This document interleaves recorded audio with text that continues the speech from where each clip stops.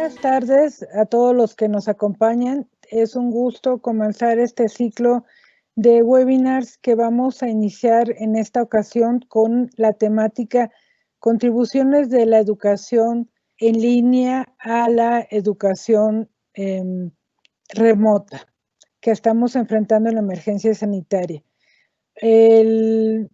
Esta es una actividad o es parte de una actividad de un programa más amplio del área académica 4, del cual ya iremos comunicando.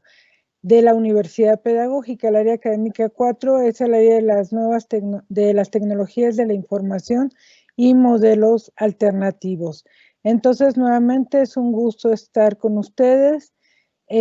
Vamos a hacer un conversatorio en torno a este tema de la educación remota y qué estamos retomando de la educación en línea para esta educación remota. Los que vamos a participar, las que vamos a participar, todas somos integrantes de la licenciatura en enseñanza del francés. Hemos estado trabajando los últimos 20 años en enseñanza apoyada por tecnología y particularmente en educación en línea. ¿Por qué educación en línea hace 20 años? Porque era un proyecto de dos universidades, una universidad francesa y una universidad mexicana para la enseñanza del francés, en donde cada quien íbamos a trabajar nuestros modelos. Iniciamos antes de que hubiera internet generalizado, por lo cual nos apoyamos en otras tecnologías también de la información, audiovisuales, en el correo electrónico, y rápidamente tuvimos oportunidad de migrar a un modelo de educación en línea. Este programa, los estudiantes obtienen una doble certificación y nos ha permitido experimentar y desarrollar y también evaluar diferentes recursos que nos da la educación en línea para pensar ahora la emergencia y la educación remota. Siguiente, por favor. Sí.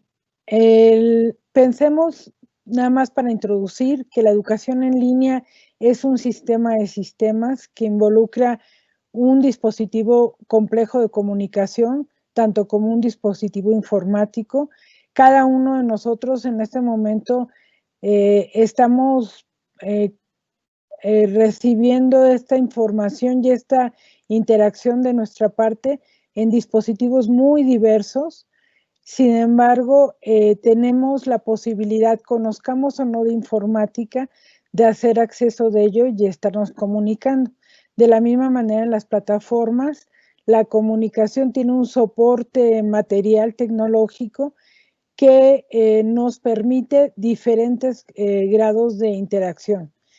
Esta interacción no es en cero, sino depende de quién la está desarrollando, y eso es el contexto que forma parte del ecosistema de la plataforma o del sistema como tal en línea, que tendría que ver con quiénes son los que están siendo participantes de esta oferta educativa, que es la dimensión sociocultural.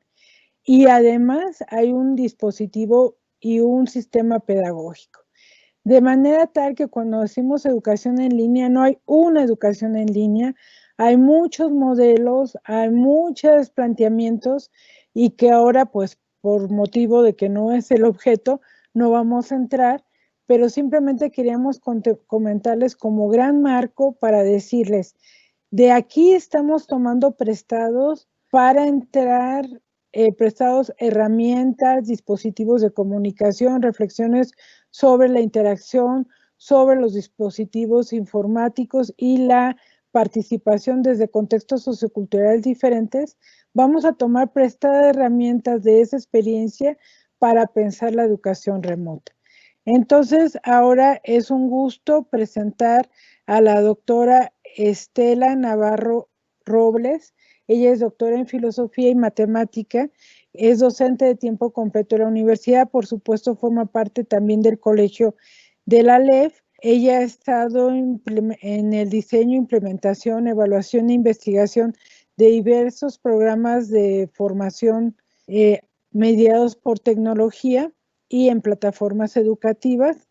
Y ahora ella nos va a hablar de un primer tópico de este conversatorio, que es diseños educativos, procesos versus contenidos.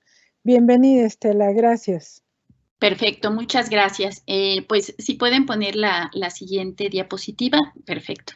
Gracias. Pues una primera cuestión que quiero comentar es la razón por la cual estamos aquí. Lo que queremos hacer es compartir experiencia en lo que ha sido este proceso de enseñanza-aprendizaje remoto. Primero, todos nosotros como docentes estamos viviendo una emergencia más allá de la pandemia y ocasionada por la pandemia, pero es una emergencia educativa, en donde de un día a otro tuvimos que cambiar todo. Para empezar, tenemos muchísimos cambios, mucho movimiento, pero esto no solamente se está dando ahorita, sino que es producto de algo que ya venía ocurriendo. Estamos viviendo en un mundo que no es el mismo de hace 50, 40, 30, 20 años, o incluso 10 o 5. Entonces, este movimiento y esta forma de estar en el mundo del ser humano que se ha ido moviendo y que ha cambiado todo nuestras formas de interacción, nuestras formas pues sí, de ver el mundo y de estar en el mundo, pues no necesariamente habían permeado el terreno educativo. Y entonces nuestras aulas, en el sentido presencial, pues casi siempre, en la mayoría de los casos, no absolutamente siempre, pero sí era como muy común, que hubieran permanecido estáticas y que este movimiento que se había dado en muchos aspectos no hubiera trascendido a la parte educativa. Entonces, también esa es una de las razones por las cuales entramos en emergencia, porque de pronto esas aulas en donde nos sentíamos cómodos, esas aulas en donde no había habido cambio, pues nos obligan a cambiar.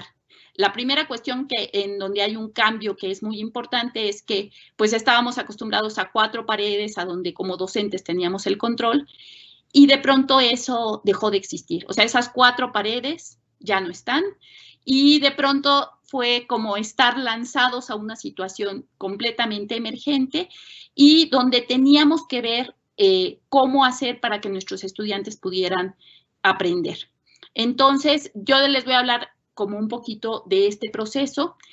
Algo que es muy importante en todo esto es que la primera cuestión que necesitamos como educadores es pues volvernos flexibles. O sea, esta parte que nos había funcionado y que sabíamos, es importante retomarla y usar nuestra experiencia, pero no podemos quedarnos en donde estábamos, tenemos que movernos.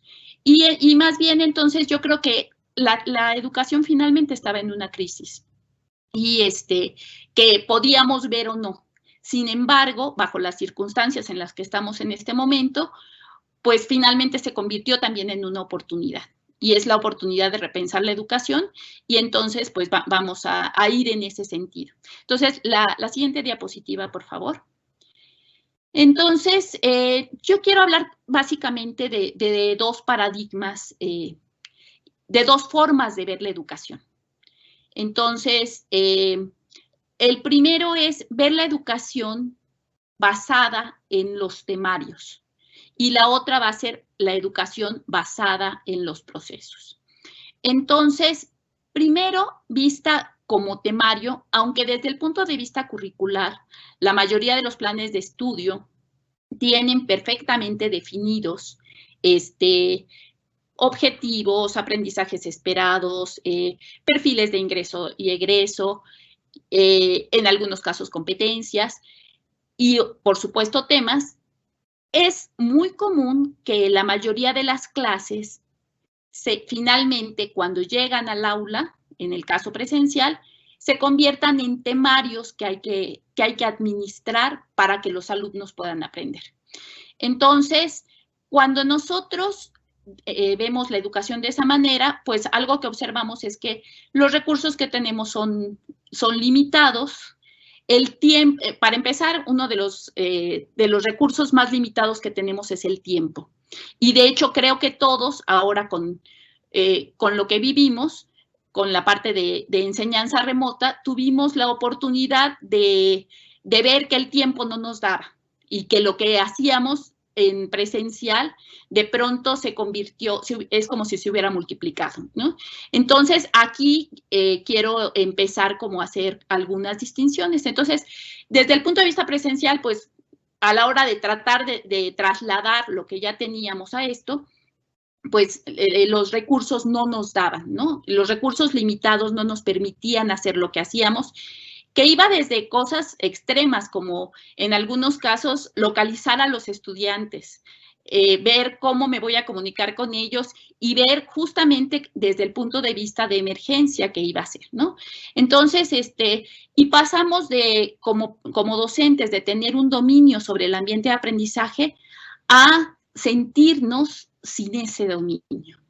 Y entonces, sobre todo en las universidades públicas, pues la cantidad de estudiantes que hay son demasiados, ¿no? Entonces hay grupos que pueden ser de 40, 50 o más estudiantes y también pues puede variar el número de grupos que atiende un profesor. Entonces, de pronto tener que atender a 50, 100 o 200 estudiantes de esta manera, pues era muy complicado.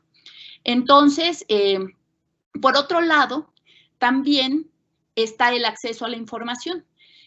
Finalmente, tenemos gran acceso a la información, sin embargo, en el aula, esta parte está siempre controlada. Por ejemplo, para hacer las evaluaciones, pues usualmente no se permite que un estudiante saque sus apuntes y mucho menos que saque el celular o que consulte a los compañeros. Entonces, esto pues también cambió completamente. Entonces, en ese tipo de educación, cuando estamos pensando desde el punto de vista del temario, pues lo que se espera que el estudiante aprenda son determinados temas. La forma como se espera que aprenda, pues tiene que ver casi siempre con métodos tradicionales, que tienen que ver mucho con cuestiones de exposición del profesor. Y entonces el docente ya tiene, pues desde la planeación hasta la evaluación, todo perfectamente controlado y dominado. Ahora voy a invitarlos a que empecemos a pensar la educación como procesos. Y entonces esto nos obliga a tener que ver la educación de manera distinta. Entonces ya no vamos a pensar, pues, para empezar en el dominio del profesor sobre el ambiente de aprendizaje. Ahora el asunto es que se tiene que invitar al alumno también a hacerse responsable y ya no va a poder tener el control sobre todo lo que está pasando en el aula, porque para empezar el aula en físico dejó de existir. Entonces, justamente con los recursos limitados tenemos que empezar a pensar qué es lo que queremos que el estudiante aprenda. Y entonces, si los temarios los tratamos de traducir con la cantidad de alumnos para que esto funcione, o sea, con una gran cantidad de alumnos, pues finalmente eso es imposible. O sea, un profesor no puede hacer esto. Entonces, tenemos, por ejemplo, que fijarnos en los procesos. Si empezamos a pensar, en lugar de que el estudiante tenga que aprenderse todos los temas que están en el currículum, que empiece a desarrollar ciertas habilidades, cómo analizar, cómo resolver problemas, cómo colaborar, cómo negociar significados con sus compañeros o con el docente. Entonces, todo esto nos llevaría a una forma de aprendizaje completamente distinta. Y entonces, por ejemplo, el acceso a la información, donde teníamos el control de que el estudiante no podía consultar el celular o no podía consultar a sus compañeros, ahora se convierte incluso en parte relevante y súper necesaria para el aprendizaje. Y entonces, a la hora que el estudiante ya es responsable, toda la forma de ver las cosas cambia. Entonces, la forma de cómo se espera que aprenda, pues también cambia. Y lo que puedo hacer como docente para que esto ocurra es distinto, porque entonces ahora lo que tengo que hacer es diseñar actividades que estén basadas en los procesos. Entonces, esto que les estoy compartiendo es, por ejemplo, cómo hemos hecho en la LEF para que los estudiantes no vayan, por ejemplo, solamente a reconocer ciertas teorías, a identificar quiénes son sus autores, a identificar los años, sino que realmente se involucren y que si necesitan esta información la pueden consultar, pero lo que tienen que hacer es otra cosa. La siguiente diapositiva, por favor. Entonces, aquí hay un ejemplo de una actividad de aprendizaje en donde los estudiantes pasan por todo este proceso. Entonces, es un estudio de casos donde el estudiante tiene primero que elegir un video donde se da el aprendizaje de francés de cierta forma, y luego, una vez que eligen el caso, pues como equipo trabajan en un mapa conceptual, hacen una tabla comparativa para identificando alguna teoría de aprendizaje que a ellos les parece que funciona para ese caso, identificando qué aspectos sí tiene y qué aspectos no, y después justamente ya pueden exponer y pueden compartir entre los diferentes equipos los puntos de vista y ver si están de acuerdo o no, e ir tomando cada parte. En este caso no lo hacen solos. Hay una parte en donde ellos están trabajando por su cuenta y hay una parte donde el tutor también va monitoreando, está desde el diseño, o sea, el tutor tiene que elegir esos casos para que ellos puedan, para ponérselos a disposición. Tienen que también, pues ir viendo si lo que van diciendo de las teorías de aprendizaje es consistente o no, y los tiene que ir cuestionando. Pero no es el mismo trabajo que de pronto tener que recibir 100 trabajos sobre teorías de aprendizaje, donde a lo mejor, pues la forma de revisarlos va a ser como muy superficial porque el tiempo no me va a dar, ¿no? Sino que estoy basado en procesos, los mismos estudiantes están involucrados y entonces esa sería una forma de trabajar. Entonces, bueno, esto nada más era como una primera parte de compartir de algunas ideas de algo que podría funcionar para que pudieran implementar dentro de la educación remota en el momento en el que estamos. Una cuestión nada más que les comento y que es importante, por ejemplo, estas actividades, los alumnos las llevan a cabo aproximadamente entre 2 meses y medio y 3 meses. O sea, no es que me tienen que entregar todas las semanas algo, sino que ellos van procesando, se van poniendo de acuerdo, o sea, vamos como regulando todo.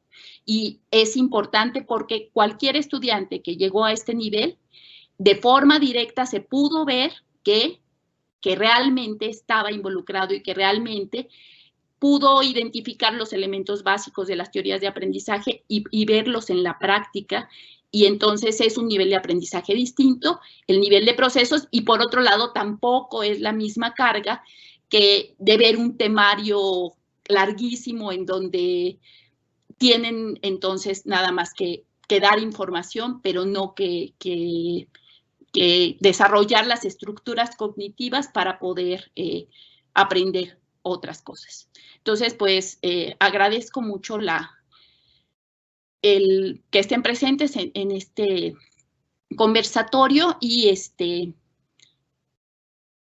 por mi parte es todo. Gracias.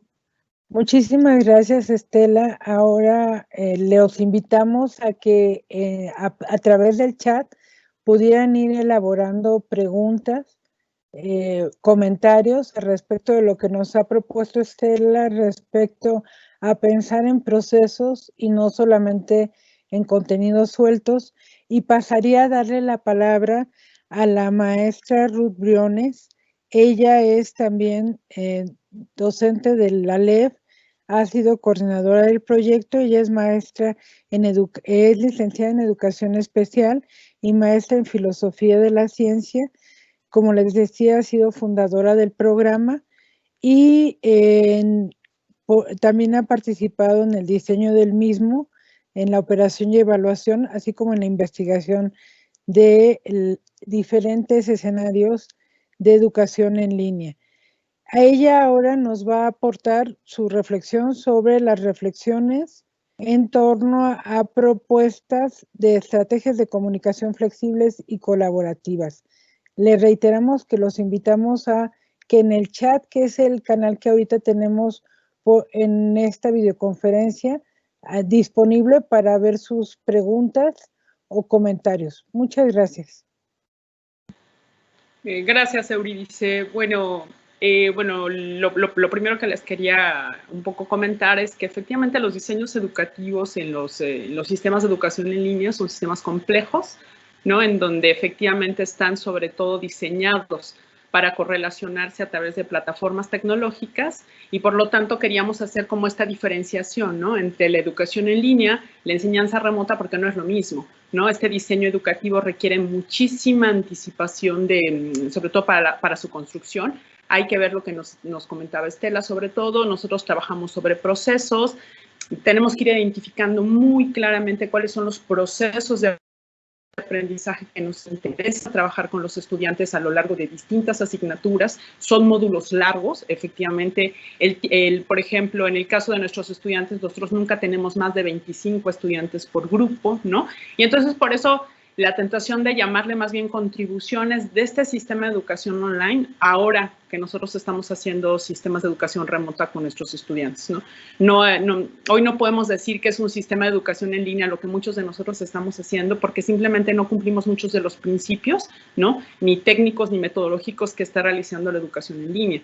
Pero sí creemos que, bueno, al menos yo entré como de manera muy natural, ¿no? Dado que vengo trabajando en los sistemas de educación en línea ya de, pues, 20 años para acá, no solo para la licenciatura en enseñanza del francés, hemos estado diseñando sistemas de educación en línea para profesores de media superior, para profesores de básica, y lo que nos hemos encontrado siempre en el momento de los diseños es esta tentación en la que caemos los profesores de volvernos a agarrar de los temas, como manejaba Estela, ¿no?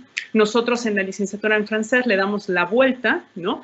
Para más bien pensar en estos procesos y en cómo todas estas herramientas digitales o tecnológicas nos permiten generar muchos de esos procesos. Y ahí es donde les voy a hablar como, por ejemplo, en muchas de las actividades que nosotros hacemos, o como estrategia pedagógica, tomamos en cuenta todos estos procesos de comunicación sincrónica o asincrónica, ¿no? Esta imagen que hoy inclusive ha corrido muchísimo en redes sociales, donde está un profesor con su cámara y él puso su pizarrón y empieza a trabajar, ¿no? No es que no se pueda hacer eso, ¿no? Claro que se puede hacer, ¿no?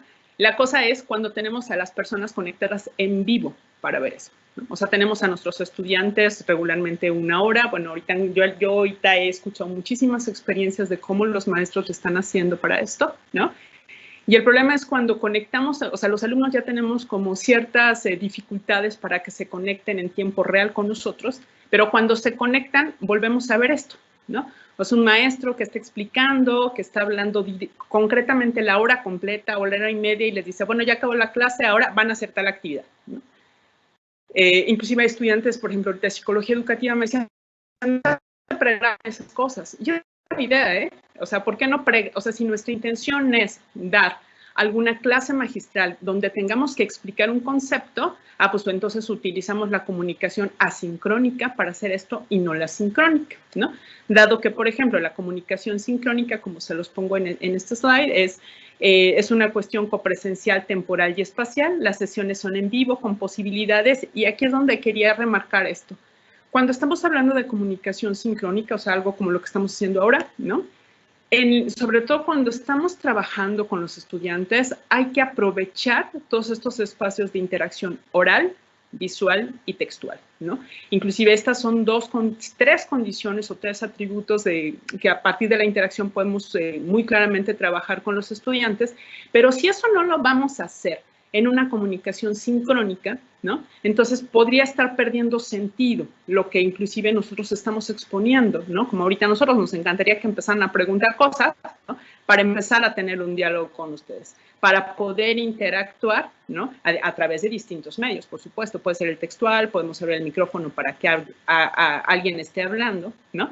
Pero esto nos lleva a que, por supuesto, la promoción para la participación de los sujetos, el intercambio de ideas, los comentarios y las asesorías van a depender mucho del tipo de actividades o la naturaleza de las actividades que ustedes vayan a proponer, ¿no? Si, por ejemplo, yo quiero hacer una comunicación totalmente asíncrona con mis estudiantes, yo me pregrabo porque quiero ver un tema como el de brechas digitales y entonces yo me grabo, me hago mi video, se los comparto a los estudiantes a través de mi canal de YouTube. Ellos ya lo vieron, ¿no? Como parte de su actividad y después ahora sí, los cito en una sesión en una sesión como esta. Mucha gente está usando Zoom o está usando el Meet o está usando el Jit, la herramienta que quieran, ¿no? Pero ya tuvieron sesiones de trabajo previas con los estudiantes. Los estudiantes ya tuvieron material que revisar, ya tuvieron el video que yo les envié y el momento en que yo los conecto para hacer diálogos, ¿no? O sea, para tener una cosa es porque yo ya tengo inclusive, por ejemplo, con ellos, es muy interesante en la licenciatura cuando estamos hablando de educación en línea, todo esto se prepara, por ejemplo, ¿no? Los estudiantes pueden ir poniendo las preguntas se debaten, se eligen, y ya que la tenemos la buena o las dos o las tres buenas, porque la conectividad se recomienda, y esa es una de las contribuciones de la educación en línea, es que ningunos espacios de interacción tienen que rebasarlos la hora y media, ¿no? Cuando ya son 2 horas, inclusive ustedes véanlo, y estamos en un seminario, puede resultar hasta cansado para los estudiantes, ¿no?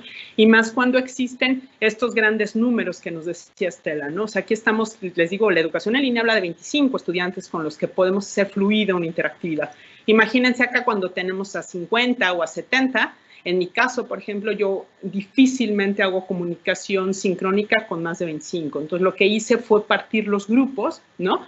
Y los chicos que no podían entrar, porque hubo muchísimos estudiantes que no podían entrar, pues, ¿qué hicimos? Grabarlas, las poníamos en el YouTube. Ellos las veían cuando podían, 11 de la noche, 1 de la mañana, no importaba, pero ellos seguían con la lógica del curso. Y después, de manera asincrónica, ya podían entrar a preparar otra serie de actividades, ¿no? La que sigue, por favor. En este caso, por ejemplo, esta comunicación asíncrona, que es una de las primeras contribuciones que la educación en línea hizo desde estos paradigmas de educación a distancia, ¿no? En donde había muchas formas de que los estudiantes interactuaran, ¿no? En este caso, con el contenido, para después ir desarrollando ciertos procesos. Yo jalo esta actividad asincrónica con estudiantes de un curso de integración, de educación inclusiva de la carrera de psicología ahorita en la universidad. Y entonces, por ejemplo, lo que yo hice fue agarrarme el Drive, ¿no? Porque este es un espacio asincrónico totalmente en donde los alumnos pues pueden ir trabajando la actividad que en concreto yo les pedía, ¿no? Ellos ya venían de trabajar ciertos momentos, ¿no? O sea, yo, por ejemplo, yo no les ponía las clases, yo tenía clases los lunes y los miércoles, ¿no? O sea, yo no les ponía el lunes, yo les enviaba, por ejemplo, una actividad, ¿no? Vía correo electrónico, porque en la primera pues no nos quedó de otra mientras los chicos sabían, ¿no? Y poco a poco fuimos configurando la plataforma, que eso también fue una parte muy interesante que podemos al rato ir conversando de la educación en línea. Pero entonces los chicos decían, maestra, yo no me puedo conectar en vivo, y resultó que un 30% de estudiantes que yo tenía eran los que se podían conectar en vivo. Entonces dije, no, entonces vámonos con la comunicación asíncrona. Abro un Drive para, en este caso, poner la actividad. Los chicos tenían que diseñar yo propuse un caso, el anterior, por favor. Yo propuse un caso en donde ellos iban desarrollando el caso y tenían que dar estrategias de intervención, porque es uno de los aprendizajes esperados en este curso, ¿no? Lo que yo pude notar era que ellos fueran capaces de realizar estrategias de intervención dentro de aulas inclusivas. Entonces dije, pues bueno, pues vámonos haciendo el caso, armamos los casos. Ellos fueron o empezaron a investigar más allá de la antología, ¿no?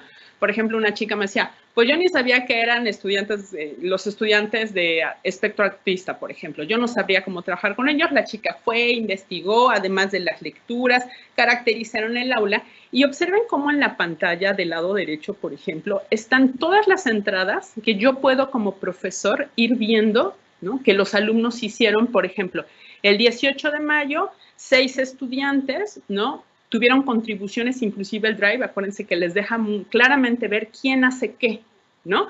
Entonces, mientras ellos realizaban eso, yo como profesor lo que estoy haciendo es hacer un seguimiento de sus contribuciones, ¿no?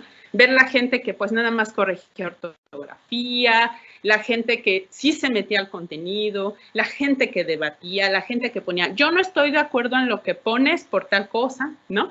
Luego, fíjense cómo el 19 de mayo entra, esta actividad era para realizarse a lo largo de 2 semanas, ¿no?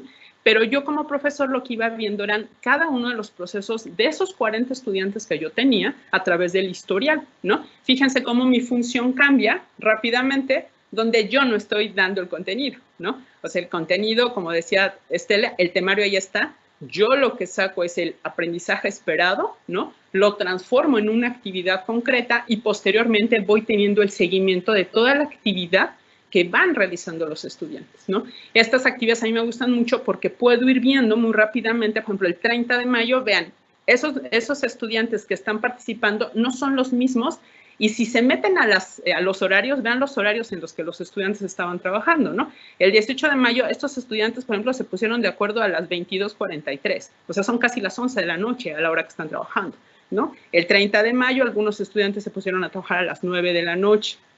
El 19 de mayo a las 7:50, ¿no? Y yo empecé a notar que todos trabajaban de noche, ¿no? Y les pregunté por qué. Es cuando tenían acceso a la máquina, a la única máquina que tienen en su casa, porque en la mañana lo usaba el papá, en la tarde el hermano y hasta en la noche los estudiantes, ¿no? Entonces, como que tratando de ver todas estas cosas, el curso, y yo creo que una contribución padrísima de la educación en línea, es que nos enseña a trabajar de manera síncrona y asíncrona a través de muchísimos sistemas de comunicación con los estudiantes. Acá el reto es la organización con muchos estudiantes, ¿no? Yo he escuchado que hay profesores acá en la universidad que tienen hasta 4 grupos de 40 y de 50. ¿Cómo le haces un modelo así con 200? Ese es nuestro reto y que creo que por ahí hay cosas interesantes, ¿no? Y por eso la comunicación asíncrona pues nos permite otra vez, ¿no? La copresencia espacial, sesiones en tiempo no real con posibilidades de interacción escrita y visual entre todos los participantes, ¿no? Que creo que esas son como cuestiones muy, muy importantes de la comunicación asíncrona. Y hoy hay herramientas tecnológicas que inclusive te permiten trabajar en contextos fuera de línea. O sea, no necesitas una conexión a Internet, por ejemplo, como Google Drive. Lo que hace es decir, te puedes trabajar fuera de línea y eso hace que estudiantes, por ejemplo, que solo tienen acceso a estas plataformas que estamos generando solo por celular, que nada más se conecten para conectar sus datos, pero ya pudieron trabajar, ¿no? Concretamente, igual que los demás estudiantes, ¿no? Entonces, este es un ejemplo de lo que les quería poner de una contribución, creo, muy importante que nos da la comunicación en línea, la educación en línea para empezar a configurar diseños, ¿no? Que, bueno, la literatura, por supuesto, nos dice que deben ser altamente comunicativos y altamente interactivos con respecto al trabajo de los procesos de aprendizaje de los estudiantes. La que sigue, por favor.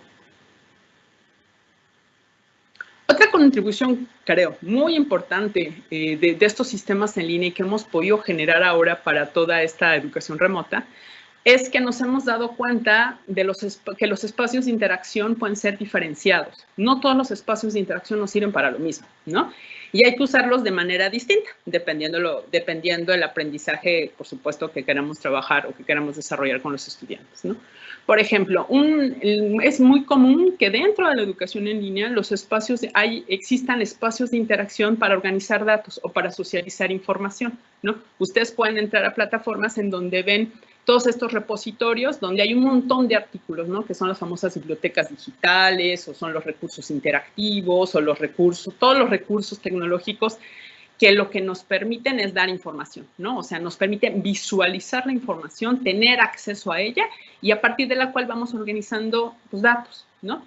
Y ahí puede haber primeros niveles entre los estudiantes, ¿no? Y entre el profesor, en donde pues yo voy socializando tal artículo, el otro me va pasando otro, mucho lo que aparece en redes sociales de que pues tú me mandas una cosa, yo la otra, pero ahí no hay tratamiento de información, ¿no? Tenemos estos canales básicos simplemente para socializar datos e información, lo cual está bueno, ¿no? Y muchas de las plataformas tecnológicas lo tienen, ¿no? Pero eso es distinto a los espacios de interacción donde ya voy a tratar con cierto nivel y con cierta intención pedagógica la información, ¿no? Dentro de las plataformas tecnológicas es muy común, por ejemplo, ahorita la que nos está abriendo la universidad, que bueno, hay todas estas aulas que están basadas en Moodle o en Teams, ¿no? Todas tienen, por ejemplo, los espacios de interacción como los foros de discusión, ¿no? Entonces, dentro de los foros de discusión es muy normal tener espacios, ¿no? para poder poner debates, ¿no? O sea, poner temas a discutir durante una semana, durante 2 semanas, pero no es que cada estudiante vaya a debatir cada semana y en cada clase, no. O sea, lo que nos ha enseñado la educación en línea es que esa interacción lleva tiempo, ¿no? Y no nos angustia que en 2 semanas se haga un foro de discusión para tratar solo información, ¿no? Por ejemplo, para estar interactuando con respecto al contenido, ¿no? Para estarnos poniendo de acuerdo en un nivel más alto sería la argumentación, ¿no? Que los estudiantes inclusive puedan llegar a definiciones, a conceptos propios, etcétera, ¿no? O sea, este es otro nivel de interacción y este es muy común verlo en foros de discusión, ¿no? Luego vamos subiendo de nivel, ¿no? Y vamos encontrando espacios de interacción para solucionar problemas, ¿no? Yo aquí he visto implementaciones padrísimas en matemáticas, en ciencias naturales, y por supuesto en estos diseños basados en problemas donde los alumnos tienen que entrar, o sea, puedes estar utilizando el espacio del foro como proceso de interacción o a través de los wikis, que también es muy normal utilizarlos, pero para solucionar problemas específicos, ¿no? Y entonces ahí ya igualmente la dinámica se vuelve otra, ¿no? Cuando son espacios de interacción para desarrollar proyectos es otra, ¿no? El desarrollo de un proyecto en términos como conceptuales muy concretos no lo hacemos en una semana, ¿no? Desarrollar un proyecto te puede llevar inclusive meses, ¿no? O un mes o mes y medio, ¿no? Y todas estas fases intermedias de los proyectos son en donde uno va trabajando. Y las plataformas tecnológicas lo dejan y lo permiten hacer, ¿no? Por ejemplo, en el caso de la LEF hay un curso que se llama Cultura, Identidad y Sociedad, algo así. Y en este curso, por ejemplo, los profesores de francés lo que van haciendo es diseñar una campaña de adquisición lingüística, pero en una comunidad en Chiapas, por ejemplo, ¿no? Cómo enseñar el francés en Chiapas, ¿no? Y tienen que ir armando toda una concepción del centro de lenguas, cómo le harían, cómo van confluyendo todas estas nociones interculturales, etcétera, ¿no? Y es un proyecto que la maestra va siguiendo a lo largo de 2 meses, ¿no? Pero tiene muy claros cuáles son los cortes, ¿no? Y por eso se hace de manera anticipada. Por eso les decía que los diseños educativos, en el caso de la educación en línea, son mucho más complejos porque tienen que ver con temporalidad, tienen que ver con proceso de aprendizaje y con herramienta tecnológica, que creo que son las partes como muy interesantes. Y finalmente, bueno, el escalón que a todo mundo nos encantaría que los estudiantes llegaran, que sería la producción de conocimiento, ¿no? Que no necesariamente, o sea, ya hay que hacer una distinción importante, porque hay veces que cuando los alumnos cumplen tareas, ¿no? Decimos, pues ya aprendieron. Pues no. O sea, como decía Estela, vamos viendo cuáles son los procesos que nos interesa desarrollar y sobre todo cuando es que decimos que el alumno construyó conocimiento. Y creo que ese es un tema padrísimo que desde alfabetizaciones digitales y demás se puede seguir tratando. La siguiente, por favor. Bueno, este es un ejemplo que igualmente les quería compartir, que tiene que ver, ¿no? En estas dimensiones de los diseños, ¿no? Si tomamos en cuenta la comunicación que pueda ser síncrona, asíncrona, además abrimos estos espacios, ¿no? con los procesos de interacción claramente definidos y además le sumamos estrategias de colaboración, ¿no? Las actividades pueden resultar de verdad muy interesantes. Este es un mapa conceptual que realizaron mis alumnos de una materia que yo doy que se llama Educación y Tecnologías Digitales, que está padre este tema, ¿no? Y vean cómo, o sea, la actividad se llama brecha digital y brecha cognitiva. Esta es una actividad que se hizo en diciembre, pero lo interesante es que este proceso para que los alumnos llegaran a realizar el mapa es un mapa que se hace en colaboración, no cada quien le echa de su ronco pecho, ¿no? Entonces hay una plataforma tecnológica donde los alumnos deciden qué herramienta utilizar para hacer los mapas. Hubo gente que usó desde un PowerPoint, ¿no? Hasta gente más sofisticada que se va a traer todas estas aplicaciones que hoy hay en internet para hacer mapas conceptuales y los anclaban con la plataforma y empezaban a hacer sus mapas, ¿no? Pero lo interesante era cómo cada estudiante iba aportando la justificación de por qué incluía cierto concepto o no, ¿no? Y entonces van apareciendo a lo largo del desarrollo de estos mapas, ¿no? Una serie de interacciones hasta que los chicos llegan a completar este mapa, ¿no? Una vez que los chavos terminaron su mapa, dicen, buenas tardes, hacemos entrega del mapa revisado, porque obviamente yo hago una revisión preliminar de lo que ellos, bueno, sí, está. ¿No? Lo ponemos a disposición los demás estudiantes y los estudiantes evalúan los 6 mapas que en este caso salieron, ¿no? 6 mapas, todos están interactuando diciendo, bueno, no, yo considero que le faltó tal concepto, esta relación conceptual no queda clara por tal, esta otra relación tampoco es posible, por bla. Y ven, o sea, si yo ahorita les pudiera mostrar el scroll de todo lo que los estudiantes van escribiendo, es muy interesante que al final todavía le dan un segundo ajuste al mapa, ¿no? Y todos muestran su mapa conceptual, ¿no? Esta es una actividad que se hace otra vez a lo largo de 2 semanas, ¿no? En donde los estudiantes ya vieron 2 videos, ya leyeron un texto, ellos buscaron textos complementarios y además van estructurando los conceptos, se van apropiando de los conceptos, ¿no? Y este es un trabajo muy largo, ¿no? Así como estas estrategias de colaboración, hay muchísimas que se pueden implementar, pero lo que yo les quería compartir era cómo desde la educación en línea, que yo vengo trabajando desde hace mucho, cuando yo hago actividades para estos estudiantes, digo, la colaboración me funciona, sí, pero tengo 40, ¿cómo le hago? ¿No? Y tengo otros 40 allá, ¿no? Y tengo otros 40, ya sé, ¿no? Entonces, creo que las estrategias de colaboración a mí me funcionaron muy bien con los estudiantes, dividiendo grupos, ¿no? Pero en donde los grupos se iban retroalimentando mutuamente y yo iba haciendo la guía, digamos, transversal a lo largo de esos 6 grupos. Después, a la segunda semana, reconfiguramos los grupos, ¿no? Para que volvieran el grupo no vaya perdiendo como esta identidad que también es como muy clara dentro de los sistemas en línea. Y poco a poco iban desarrollando cosas. Creo que los alumnos, en la medida que yo los fui involucrando mucho a lo largo de todo el semestre, hacer los casos, estar estableciendo estas rutas, pero sobre todo diversificando los escenarios tecnológicos, cosa que no se hace en la educación en línea. En la educación en línea tienen una plataforma tecnológica, los estudiantes siempre ya saben en dónde entrar, cómo entrar, acá no, porque tenemos accesos tecnológicos diferenciados, pero en donde yo fui jugando como con todos estos escenarios y creo que la educación en línea me permitió, por supuesto, con estos, al menos estos 3 principios, comunicación síncrona y asíncrona, interacción diferenciada y la colaboración como principios, estos 3, me permitieron, yo creo que son grandes contribuciones que tiene la educación en línea a la enseñanza remota. Y bueno, por mi parte, aquí termina mi participación. Gracias, Euridice. Bueno, creo que Euridice salió. Entonces, yo le daría la palabra a la maestra Verónica Turcot, que ella es también colega de la licenciatura en enseñanza del francés. Ella es maestra también en... ¿Me ayudas, Vero? Porque... Pedagogía. Soy socióloga y maestra en pedagogía. En pedagogía. Ella también, bueno, es profesora de tiempo completo en la universidad y ella ha desarrollado a lo largo de ya de varios años no solo educación en línea, sino su especialidad es que hace educación en línea para formación de profesores. Te doy la palabra, Vero. Gracias, Ruth.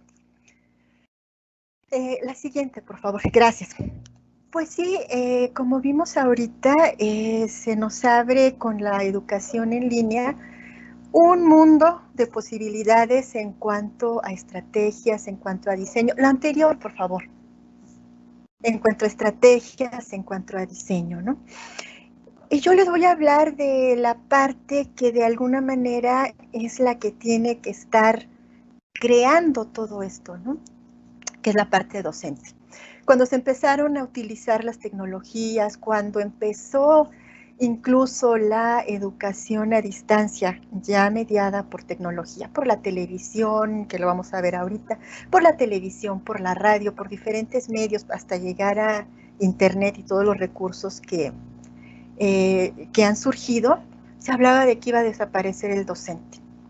Pero en la medida en que nosotros vemos cómo se van transformando estas tecnologías y lo que vamos teniendo que involucrar en ellas, la figura del docente en ningún momento desaparece, sino está presente y está diversificada de diferentes maneras. Bueno, aquí les quiero compartir esta imagen que seguramente ya muchos de ustedes han visto, ¿no? Está el estudiante en una zona muy lejana, por lo que se ve en la imagen en alguna parte muy alta, porque hasta se ven las montañas, y él pregunta, perdón, profe, pero hasta acá no se escucha. Y allá a lo lejos en la ciudad se ve la señal de Wi-Fi, ¿no? De Internet. ¿Por qué no escucha el estudiante? Ya lo mencionaban ahorita tanto Estela como Ruth, ¿no? Por estas dificultades para conectarse en tiempo real, puede ser. A lo mejor porque no están coincidiendo en el momento en que pueden usar la tecnología. A mí también me pasó esto de estudiantes que tenían que turnarse en casa para poder utilizar los recursos. A lo mejor no cuentan con los recursos, cuentan únicamente con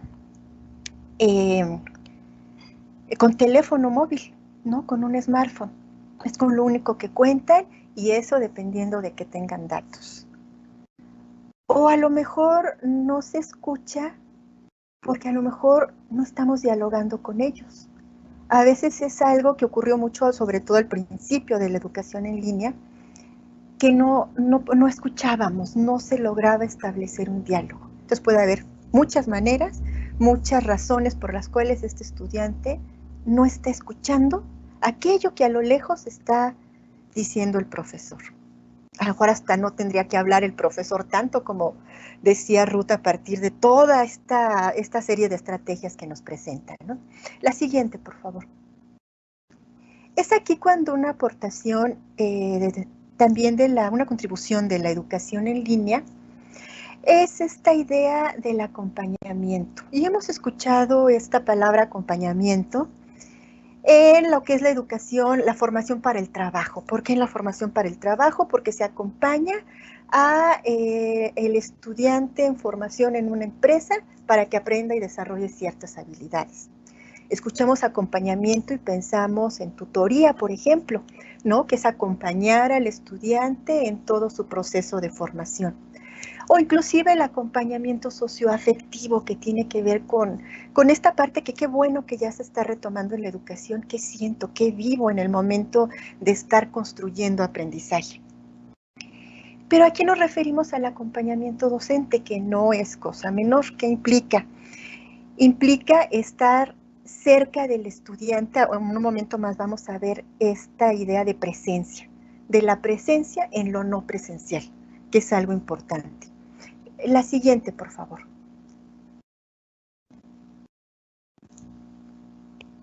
Gracias. Cuando hablamos de acompañar, tenía una maestra, Graciela Hierro, en la Facultad de Filosofía y Letras. Siempre nos decía Graciela, para comprender qué queremos decir con una palabra, hay que irnos a la etimología.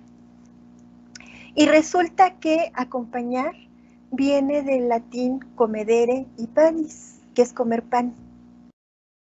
Acompañamiento, acompañar, compañía, nos están hablando de que vamos a comer pan juntos, de que vamos a compartir el pan. Y cuando compartimos el pan, compartimos la vida, compartimos la conversación, compartimos desafíos, compartimos proyectos.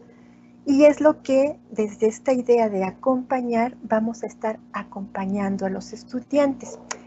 Suena un tanto romántico, si queremos oírlo así, pero no, esto es algo que nosotros vemos en la educación en línea.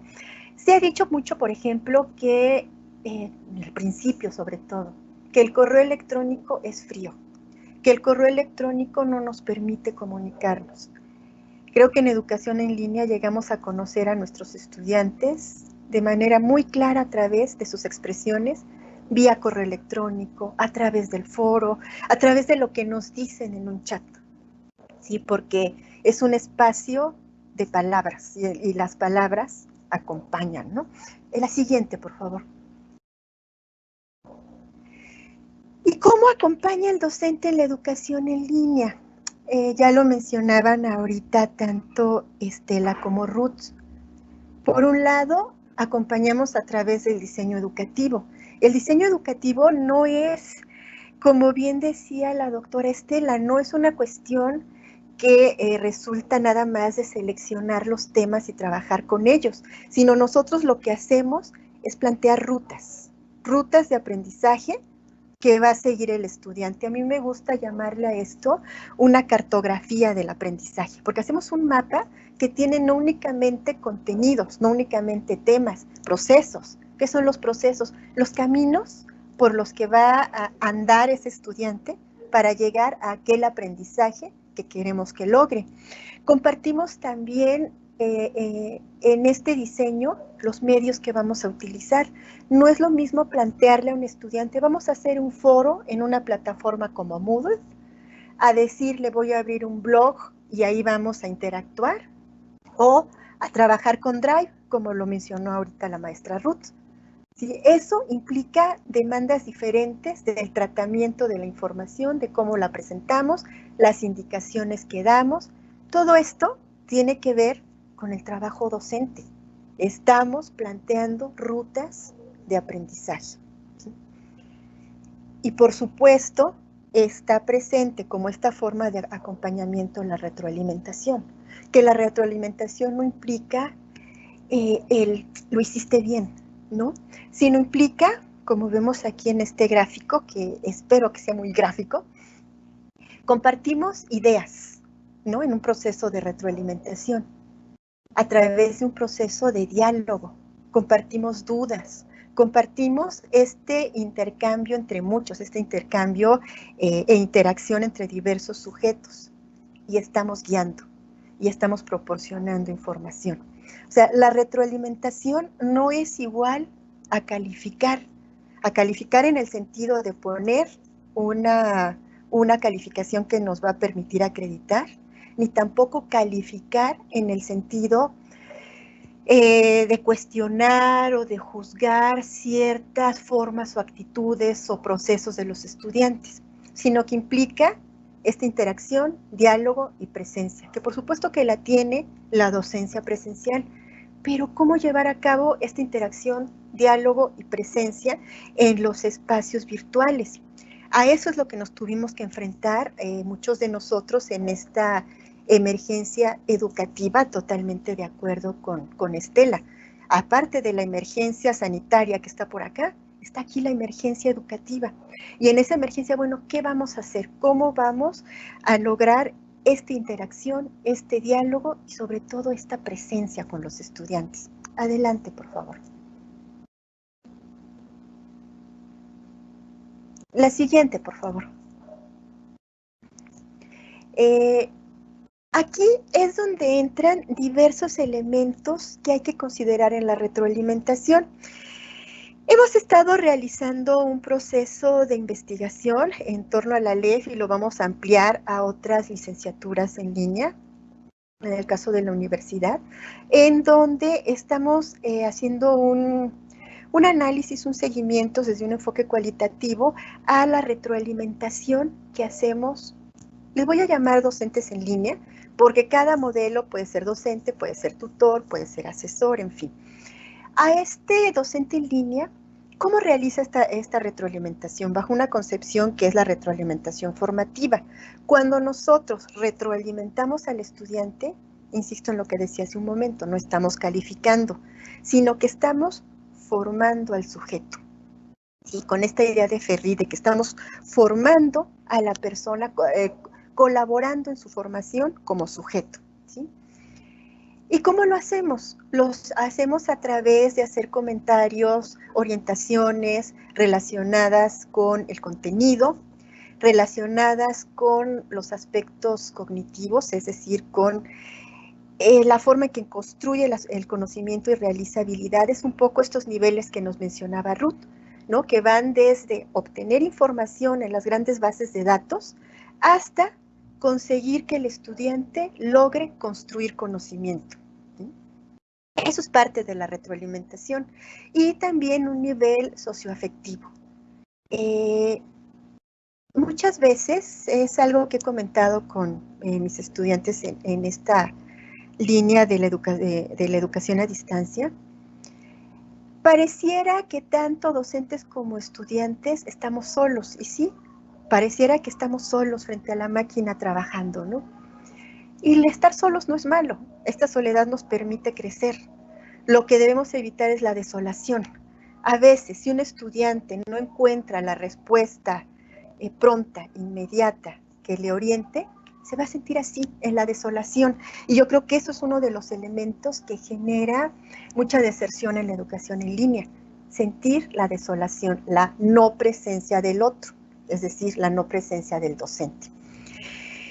Y dentro de esto, obviamente en educación en línea podemos plantear en algunos modelos, como es el caso de la LEF, tener un determinado número de estudiantes, aunque hay modelos que aceptan 80, 100 estudiantes, que lo único que se consigue es ir mermando las posibilidades de eficiencia terminal. Pero bueno, ese es otro asunto.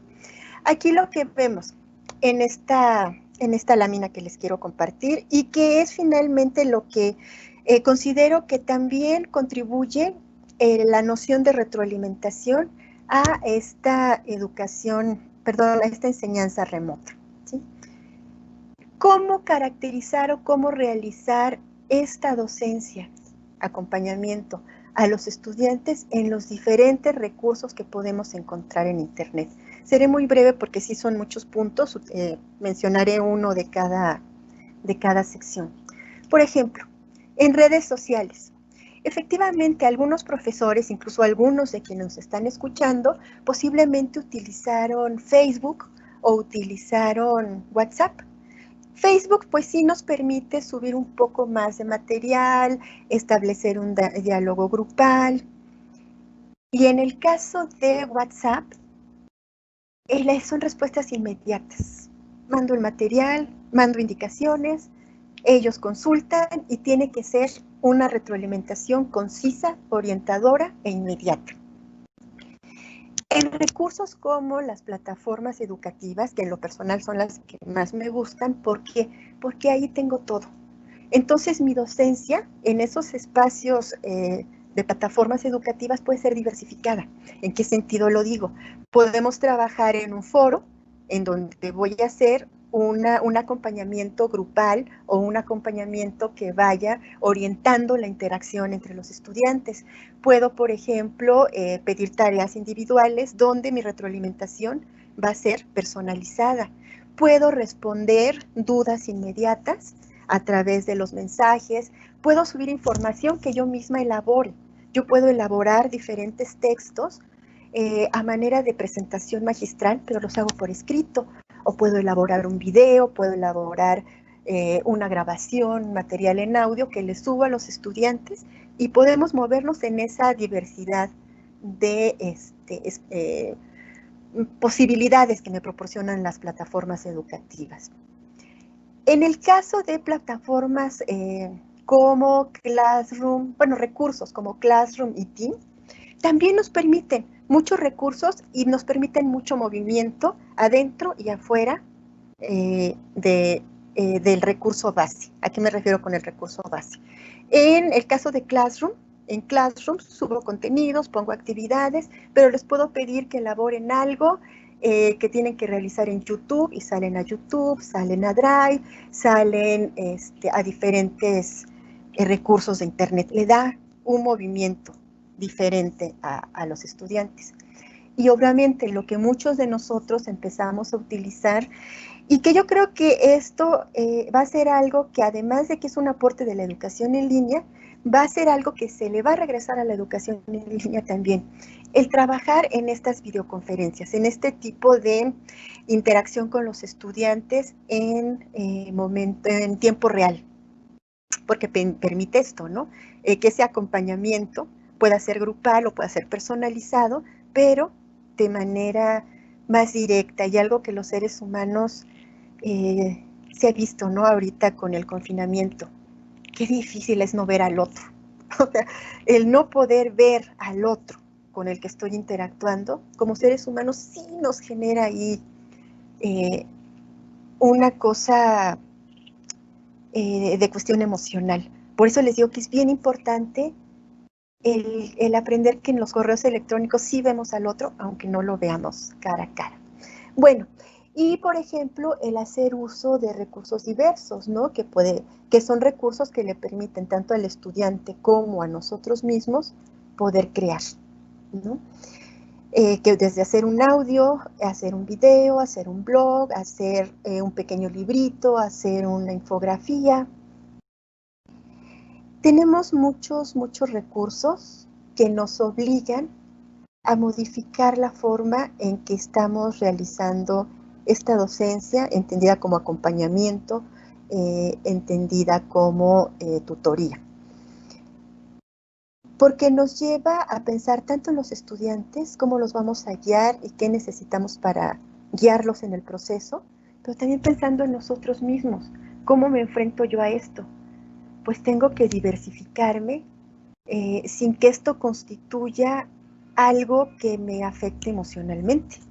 Entonces tengo que aprovechar estos recursos, tengo que aprovechar la posibilidad del trabajo colaborativo, donde no me desaparezco, sino donde mi retroalimentación es dar seguimiento y estar apoyando este trabajo de colaboración, por poner un ejemplo.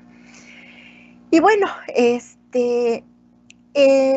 a manera de síntesis de todo esto, creo que debemos quedarnos con la idea de que toda esta incursión en los medios, en la educación en línea o en la enseñanza remota, nuestra presencia como docente sigue siendo fundamental y hay que tener que enriquecerla. Por mi parte sería todo. Muchas gracias. Muchas gracias, Vero, por la intervención. Ya no les tuve oportunidad de presentarla. Reitero nuevamente, ella es integrante del Colegio de la LEF, ella es socióloga y tiene una maestría en pedagogía. También, como el resto de integrantes de este panel, ha trabajado en el diseño, el desarrollo, la evaluación y la investigación de diversos sistemas de formación de docentes apoyados en tecnología y particularmente en línea. Afortunadamente hay varias preguntas en el chat, entonces si me permiten doy lectura a las preguntas y de acuerdo a lo que cada una de ustedes considere pertinente y posible, dar respuesta. Si gustan, lo hacemos en el mismo orden de intervención. Y nada más daría lectura a las preguntas. La primera que nos hacen también como una cuestión operativa es si estamos grabando la sección. Sí estamos grabando, varios nos han pedido que la quisieran volver a ver como más pausadamente, así que no hay problema, vamos a contar con ese recurso y va a estar disponible y pronto comunicamos por qué vía pueden descargar esta conversación. La primera pregunta es de Ricardo Rivera, que nos pregunta cuáles serían las pautas pedagógicas a seguir con alumnos de primaria para motivarlos en clase online no asincrónica. Eso lo comento porque las clases pueden llegar a ser muy aburridas online y se liga con la pregunta de Valeria. ¿El paradigma basado en procesos es idóneo aplicarlo en la educación básica? Ya en el chat aclaramos que nosotros estamos dando esta reflexión situada fundamentalmente para educación superior o educación media, que es donde hemos trabajado más. Pero bueno, ahorita si alguien quisiera hacer un comentario al respecto, se agradecería. Luz Divina nos hace un comentario y una pregunta. Luz Divina Trujillo. La educación presencial tiene una temporalidad y por lo que escucho es importante reconocer que la educación en línea tiene otros tiempos como docentes de una docencia en tiempo presente. ¿Cómo pasar a un tiempo previo, real y posible en el aprendizaje? Muy interesante y lo agradece. Liliana nos dice qué elementos básicos debe contener la comunicación sincrónica.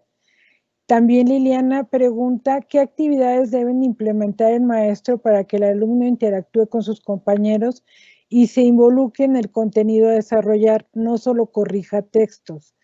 Un complemento de Ludivina, otra pregunta que nos hace. Podemos dejar ahí las preguntas y luego nos... Sí. Son muchísimas. Entonces, son muchísimas y viene otro paquete. De esas preguntas, ir aportando y posteriormente le damos otro bloque a las siguientes preguntas, ¿no? Perfecto, también gracias. Por ahí te he pedido algunas.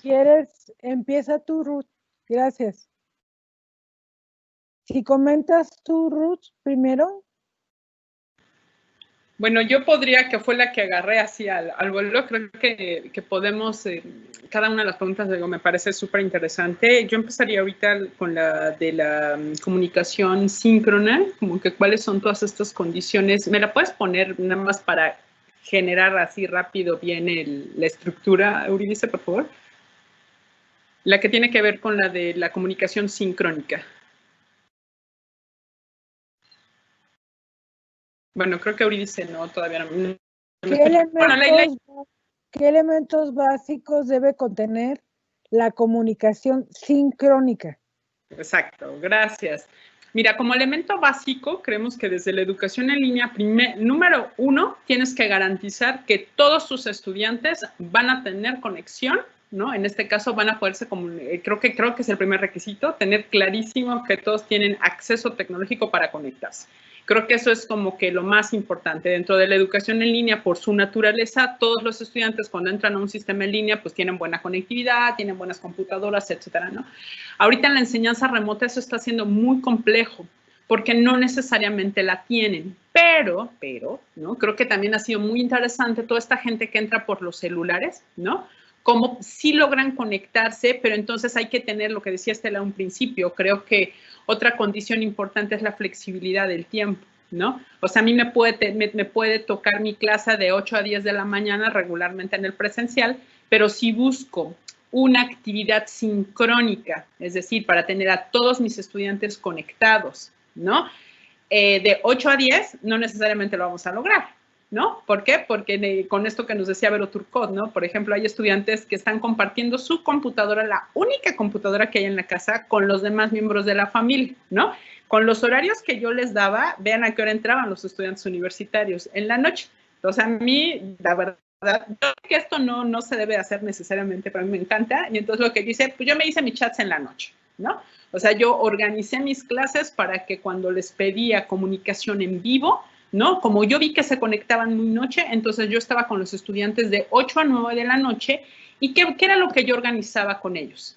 Primero, te digo, en esta conversación síncrona no veía temas, ¿no? O sea, una de dos, abordábamos preguntas específicas, ¿no? Abordábamos dudas como muy concretas que tenían que ver con sus propios procesos de los chicos que estábamos viendo en este caso, te digo, cuestiones de inclusión educativa, términos que no les quedaban tan claros, ¿no? Pero sobre todo, creo que una condición importantísima en esta parte de la sincronía es que nosotros como profesores debemos de organizar las sesiones para que ellos sean los que hablen, para que ellos sean los que pregunten, para que ellos sean, ¿no?, los que están negociando los significados. Creo que esta es otra condición súper importante en los procesos sincrónicos. La negociación de significados la tienen que hacer ellos, no yo.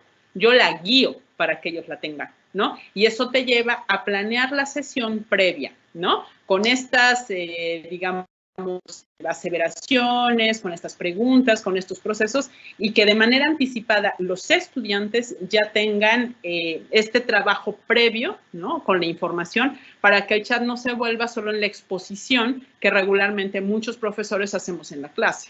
Dices, no, o sea, el chat debe ser, las sesiones sincrónicas deben verse, como son en vivo, deben aprovecharse al máximo, sobre todo los procesos de interacción.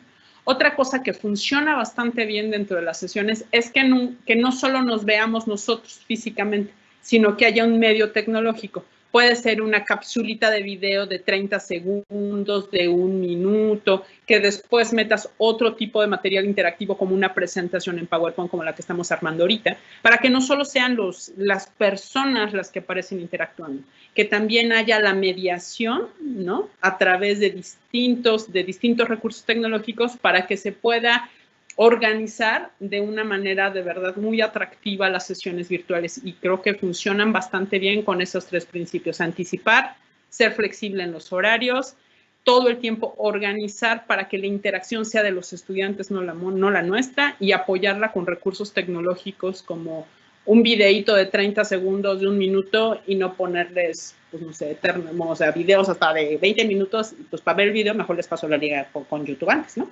Algo así, por ahí creo que podía solucionar. Entonces, si quieren, Estela, Vero, las siguientes preguntas.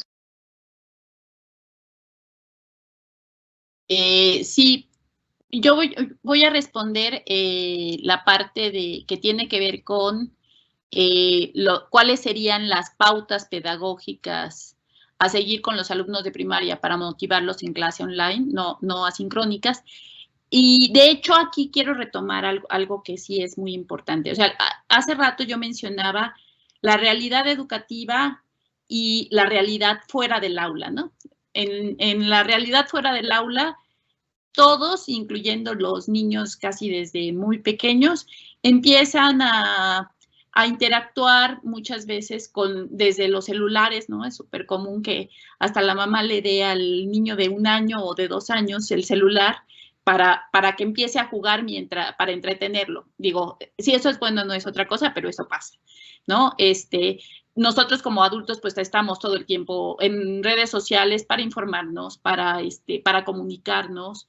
Estamos expuestos todo el tiempo a cuestiones multimedia, ¿no? O sea, todo el tiempo videos, juegos, o sea, hay como muchas cuestiones. Entonces, cuando el estudiante llega al aula, es como si esto acelerado de su cabeza, de pronto se tuviera que detener y que en la realidad sabemos que no pasa, ¿no? O sea, el estudiante, si puede y tiene el teléfono, va a seguir mientras está en la clase, pues chateando, comunicándose o haciendo cualquier otra cosa. Realmente esto ocurre, pero a lo que voy es a que lo que necesitamos es la participación activa. Entonces, un estudiante, no importa si es de preescolar o de doctorado, si no tiene participación activa en el proceso, claro que se va a aburrir. Y eso implica, bueno, eso aplica para cualquiera, ¿no? Para nosotros mismos. Entonces, si nada más tenemos que estar viendo algo y nosotros no estamos involucrados de alguna forma, pues en general nos vamos a aburrir con eso, ¿no? Entonces, lo primero que hay que hacer, y esto es muy importante, es tenemos que dar como el primer paso nosotros como docentes. Y eso quiere decir que tenemos que presentar alguna actividad antes que siquiera de conectarnos, donde ellos tengan que llegar con algo pensado. O sea, si no hacemos esto y, por ejemplo, nos vamos a la parte expositiva, aunque lo hagamos muy bien, aunque podamos ser muy divertidos, presentar juegos, hacer muchos chistes, pues los estudiantes finalmente se van a acabar aburriendo, o sea, porque el punto no es ese, o sea, el punto es que ellos tienen que ser participantes de todo el proceso.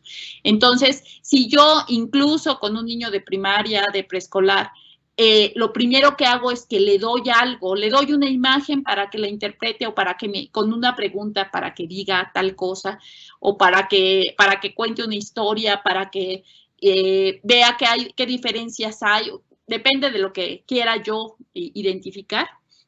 Entonces, si hago esto, cuando el alumno se conecta, o ya sea, o sea, en cualquier caso, que puede ser sincrónica o asincrónicamente, el alumno va a llegar de una manera diferente. O sea, no va a llegar solamente a cruzar los brazos y así como casi hacemos en el aula de tienes que apagar todo lo que traes y nada más ponerte en el canal de donde estamos, ¿no? Y eso lo que ocurre, pues, es que no es real. Entonces, aquí quiero regresar a una de las preguntas que había dicho originalmente, que es, ¿qué quiero que el alumno aprenda? Entonces, tenemos que tener clarísimo, o sea, nosotros como docentes, esas 3 preguntas que yo puse, tenemos que tenerlas muy claras. Y hacer actividad, o sea, diseñar actividades que pueden ser actividades pequeñísimas, ¿no? El ejemplo que les decía de, pues a lo mejor algo de primaria donde le pongo varias figuras y tienen que encontrar diferencias y entonces después tienen que ponerse a discutir si encontraron las mismas o no y que ellos mismos aporten entre ellos. Con eso ya la participación se va va a empezar a ocurrir la participación y entonces ya el alumno tiene como una cuestión diferente, ¿no? Y entonces, en este sentido, la misma pregunta que dice también si el paradigma basado en procesos es idóneo aplicarlo en educación básica, pues sí, o sea, de hecho, aplica en ese sentido también para todos los niveles. Entonces, justo tenemos que estar pensando también en los procesos cognitivos en los que está el estudiante y si es preescolar, pues tenemos que pensar qué es lo que queremos que desarrolle el alumno ahí o si está en licenciatura, pues tenemos que pensar cuál es el proceso cognitivo que queremos que desarrolle, ¿no? Entonces, bueno, esto sería como lo que podría comentar al respecto. No sé, Vero, si quieres comentar o sigo con las preguntas. Yo creo que sigues con las preguntas porque de alguna manera se respondieron ya todas. Sí, hay otro bloque, hago otro bloque de tres preguntas. La última que comenté, que es qué actividades deben de implementar el maestro para que el alumno interactúe con sus compañeros y se involucre con el contenido a desarrollar y no solo corrija textos. O de Luz Divina, la pregunta, ¿qué exigencias tiene diseñar procesos educativos en línea para niños? Porque creo que están hablando de adultos. Y Ricardo Rivera nos hace nuevamente una pregunta amplia, la voy a leer. Con estas herramientas conceptuales que se están exponiendo, ¿se puede dar respuesta a estas preguntas que a continuación pongo sobre la mesa? ¿Cómo educar a niños preescolares en línea? ¿Cómo dar seguimiento a sus procesos de aprendizaje sin esa presencialidad tan necesaria? ¿Cómo podría un alumno de 3 años seguir clases online si no tiene suficiente habilidad para controlar el dispositivo de la PC? Bueno, y otra pregunta, y ahí sí, otras dos preguntas y ahí cerramos. Las rutas de aprendizaje que han diseñado pueden adaptarse a alumnos de educación básica que no pueden usar un foro, por ejemplo, los que no saben leer. Y finalmente, esta pregunta la hace Lucía e Indira Córdoba pregunta, pero ¿cómo hacer que este acompañamiento no se convierta en un cierto paternalismo o dependencia de los chicos a la figura del profesor, en lugar de generar a estudiantes autogestivos en un proceso de aprendizaje? Bueno, y finalmente un anónimo nos dice cómo hacer una clase ágil de 4 a 12 horas, que creo que, bueno, habría que reiterar cosas que ya se dijeron. Gracias. Bueno, ¿Quieren empezar igual, en el mismo orden, o ahora empieza Vero? Si quieres que empiece a ver y luego ya Sí. yo contesto. Sí, okay, sí, me gustaría contestar, bueno, en general, ¿no? Primero, la de cómo hacer que ese acompañamiento no sea paternalismo, para que el estudiante sea autogestivo. Una de las bases del aprendizaje en línea es que el estudiante sea autónomo y autorregulado. ¿Esto a qué se refiere? Nuestro papel como docentes no tiene que ver con un acompañamiento de que yo estoy contigo, yo te hago todo, no, sino como ese acompañamiento. Voy a poner un ejemplo burdo. Cuando nosotros enseñamos a los hijos a andar en bicicleta, ¿no? Es frecuente, es algo que yo he observado, pero bueno, va mi ejemplo burdo. Vemos nosotros que hay quienes les enseñan y lo van cuidando. No, espérate, te vas a caer. No le quites las rueditas. No, espérate, no, por ahí no te metas. Y hay quienes nada más toman la bicicleta por atrás. Siente, te estoy tomando la bicicleta, pero tú vas solo. Y llega un momento en que el niño que está aprendiendo a andar en bicicleta sigue solo y no se da cuenta que ya no está la mano atrás sosteniendo la bicicleta, ¿sí? Este ejemplo, por burdo que sea, es el acompañamiento. O sea, algunas otras profesoras del área están trabajando una cuestión sobre andamiajes. Ahorita pensar en que yo le voy a proporcionar al estudiante esa especie de andamiajes, de rutas, de dónde sostenerme para poder hacer lo que tengo que hacer, es decir, aprender, mi proceso de aprendizaje. Pero no voy a estar todo el tiempo al lado del estudiante tratando de resolverle los problemas que enfrenta, sino dándole orientaciones sobre cómo poder resolver estos problemas. Por aquí vas bien, no, por aquí, mira, piénsale de esta manera. Es mucho el cuestionarle. Y obviamente es el llevarlo a la autonomía. No puede haber un estudiante en línea, un estudiante universitario, y yo me atrevería a decir que en la medida en que se van avanzando en niveles educativos, que no sean autónomos.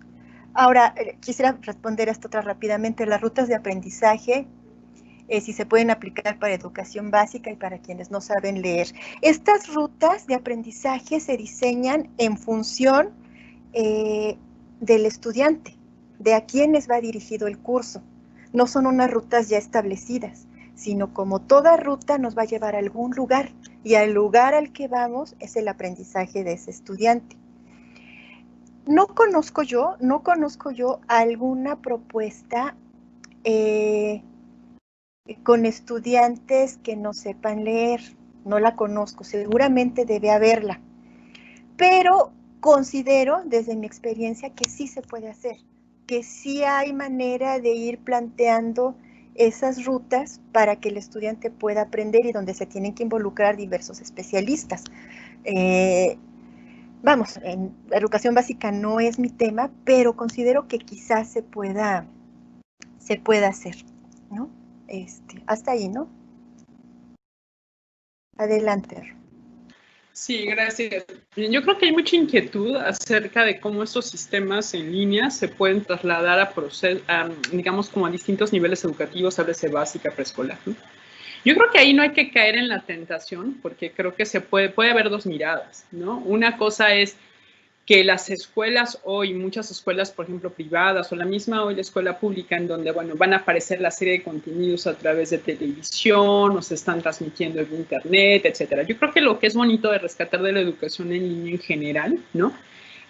Son los niveles y procesos de interacción que tienes, ¿no?, que establecer, ¿no?, dependiendo la edad de los niños. O sea, quien en este momento en preescolar quiera tener a un niño frente a una pantalla 1 hora tratando de escuchar a la maestra, o sea, sorry, no lo va a lograr nunca. ¿Por qué? Porque el niño, por su naturaleza, ¿no?, requiere socialización, requiere el desarrollo de muchos procesos que tienen que ver con su entorno, con la actividad concreta, etcétera, ¿no? ¿Qué requerimos ahí? Y la educación en línea y la pedagogía digital y muchos de estos principios lo están manejando, es la mediación tecnopedagógica, ¿no?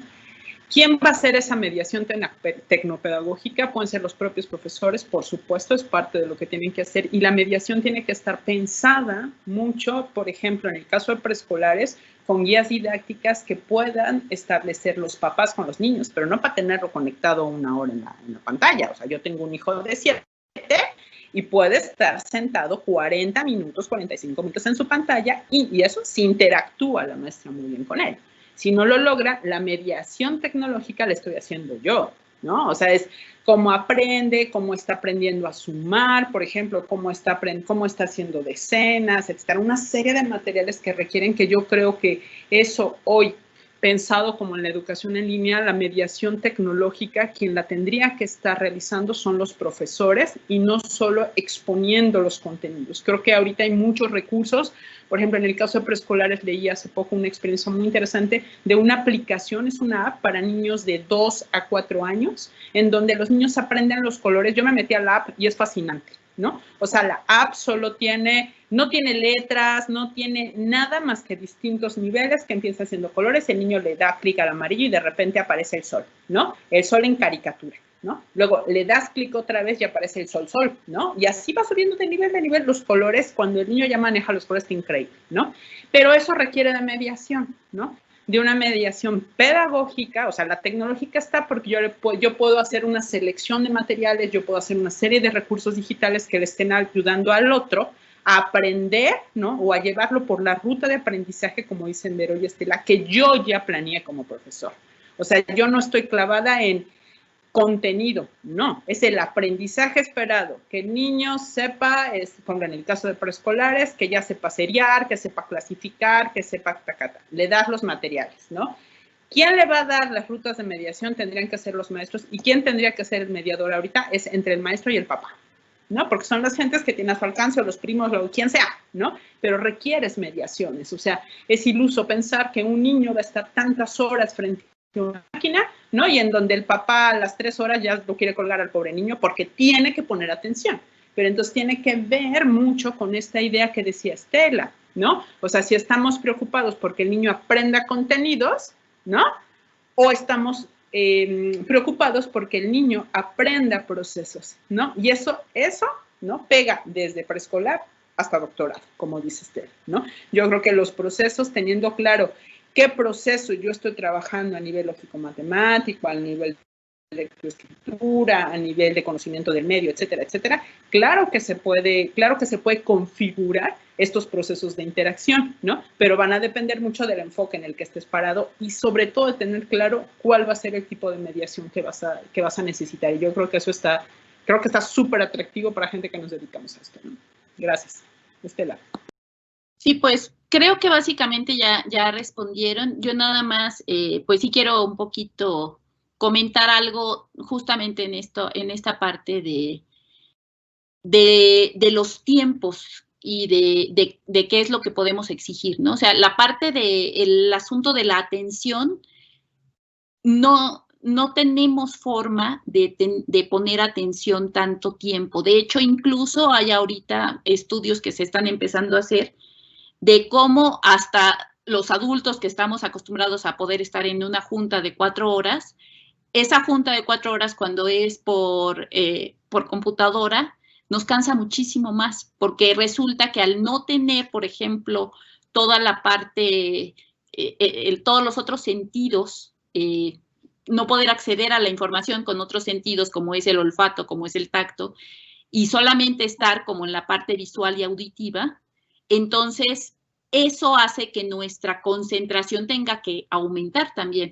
Y eso no solo nos pasa a nosotros. O sea, eso obviamente a los niños les pasa y mucho más. Y entonces, cuando, por ejemplo, se trata de que se tienen clases de 4 horas y que esas clases de 4 horas que eran presenciales o se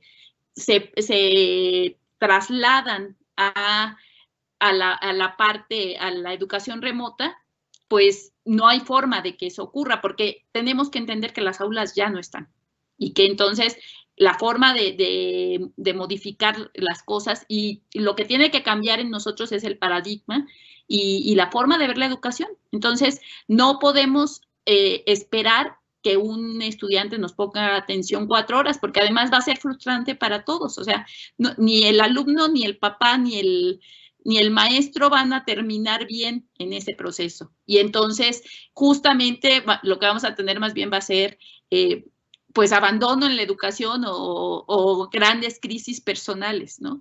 Entonces, tenemos que tener como claro todo esto y esto también tenemos que empezar entonces a diseñar las cosas de forma distinta. O sea, podemos, pues, hacer alguna parte en la computadora, por ejemplo, en el caso de primarias o preescolares, que probablemente sí se exige que quieran que estén conectados.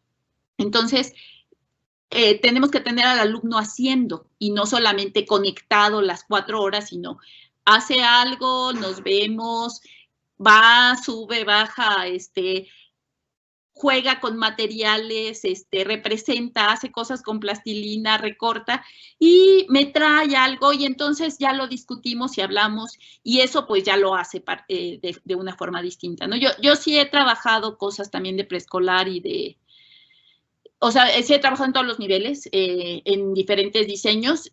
Preescolar directamente en línea, por ejemplo, no he trabajado, pero sí he trabajado cuestiones de tecnología con niños de preescolar, ¿no? Y entonces justo o sea, tengo que irle haciendo preguntas, mostrándole, por ejemplo, imágenes y haciéndole preguntas sobre esas imágenes. Y eso me permite a mí, por ejemplo, pues a ver si ya sabe contar o si sabe contar hasta el 5 o si sabe contar hasta el 10 o si solo repite los números, pero no está, por ejemplo, señalando cuestiones así que pueden ser como súper básicas, pero que el profesor puede ir trabajando en este contexto, ¿no? Entonces, algo que sí tenemos que evitar es tratar de trasladar lo que tenemos de presencial a lo remoto, porque eso es, yo creo que parte de lo que ha causado la gran frustración que hemos estado viviendo también en este proceso, ¿no? Muchas gracias. Ya vamos cerrando la actividad de esta conversación y hay 3 preguntas finales. Les doy lectura y cada quien ve cuál le podría responder, ¿no? La primera es, me interesa esta idea de la diferencia entre las temporalidades de las clases presenciales en que nos hemos formado y las temporalidades que exige una enseñanza remota. Creo que ahorita Estela algo comentó, pero si alguien quiere profundizar. La siguiente, ¿qué plataforma recomiendan para una sesión sincrónica? Y finalmente Liliana Montoya, que dice, la independencia del estudiante es una característica de este sistema remoto de estudio. Y agrego un eurídice que me llega a mí al chat directamente de Alicia Carvajal, que si dentro de la universidad se podrían abrir talleres con respecto a cómo utilizar realmente estas tecnologías, pero como taller, ¿no? O sea, como nosotros inclusive cuando planteamos esta situación de este conversatorio, queríamos más entrar con ejemplos, con procesos que hemos realizado, porque ella nos pregunta si habría desde el área algún taller que se diera para poder pensar en este tipo de actividades, y esta la quería contestar rápido, y era donde sí, por ejemplo, el área académica 4 ahorita está organizando toda una serie de talleres que se estaba pensando de hacer de manera interna, se van a abrir, etcétera, para trabajar distintos principios de la educación en línea, pero concretamente a nivel taller, o sea, en donde se puedan aprender a utilizar las herramientas tecnológicas, pero no la herramienta, sino que se viva la estrategia didáctica con la herramienta, que es distinto, y que eso ya toma la intención de un taller. Sí se va a hacer, el área 4 va a plantear una serie de talleres, ya los tienen organizados directamente la coordinadora, hoy sí va a conectar para presentar esto, y en donde, por supuesto, a través de la liga de usuarios se van a poner las invitaciones, van a tener cupo limitado, obviamente, porque por taller y además online, bueno, requiere toda una logística, pero sí, por supuesto que van a estar y te esperaremos porque, claro que nos encanta tenerlos a todos. Entonces, ahora sí nos vamos con las preguntas. Si quieres empezar, Estela, yo me quedo con cualquiera de las últimas. Gracias, Overo. Justamente yo ya había comentado, por ejemplo, de la parte de los tiempos, entonces ahorita creo que no voy a comentar eso. Sí quiero decir, por ejemplo, la parte de la independencia del estudiante. O sea, justo en educación en línea, por ejemplo, cuando hacemos el proceso de admisión para la LEF, tenemos entrevistas con los estudiantes, o sea, además de ver que tienen los conocimientos y todas las características académicas, también es importante identificar el tipo de estudiante que se necesita, ¿no? Y entonces, por ejemplo, en el caso de un estudiante en línea, sí se necesita un estudiante autónomo, un estudiante que sepa interactuar con los demás para trabajar, por ejemplo, de forma colaborativa. Y, o sea, eso es muy importante porque un estudiante que no tiene esas características no va a funcionar en un sistema así. Eso es para el caso en línea. Ahora, en el caso de la educación remota, pues resulta que todos los estudiantes conocen estas características, los tenemos así. Y entonces, el punto es que tenemos que hacer algo para que esto funcione. Yo recuerdo que tengo un estudiante que me decía, o sea, yo puedo hacer todo lo que usted me diga, ya de los de educación remota, pero no me gusta, o sea, así de plano, yo quiero regresar al salón, aquí no quiero, y se vale, ¿no? O sea, y bueno, el estudiante finalmente hizo lo que tenía que hacer, y pues bueno, aprobó la materia, pero muy a su pesar y muy diciendo, pues no es mi estilo, yo no quiero aprender así. Pero ahorita, pues en ese sentido de la emergencia no tenemos de otra más que sea así. Ahora, algo que puede ayudar bastante también es que los estudiantes que no tengan estas características pueden también ser ayudados tanto por los tutores como por los estudiantes que sí tienen estas características. Entonces, si hay estudiantes que son autónomos, que trabajan de forma colaborativa, eso puede ayudar a formar también grupos para que se dispare como el aprendizaje en los grupos, ¿no? Entonces, pues el asunto yo creo que puede ser identificar alumnos que sí tienen las características y tratar de que ellos se conviertan como en motivadores o que puedan contagiar su forma de trabajo o de ser, o que le puedan enseñar a sus compañeros, y entonces ya la dinámica va a fluir, ¿no? Entonces, eso es lo que se me ocurre.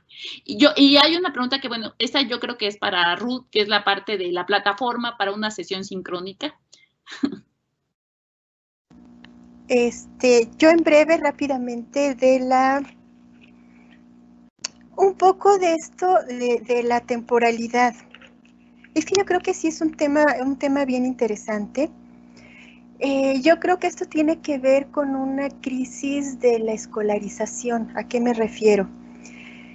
Cuando pensamos en el tiempo de la escuela, el tiempo del aula presencial lo pensamos lineal. Y cuando hablamos del tiempo en línea es como un tiempo con muchos puntos. Ya lo decían tanto Estela como Ruth, no esta cuestión de la sincronicidad y la asincronicidad.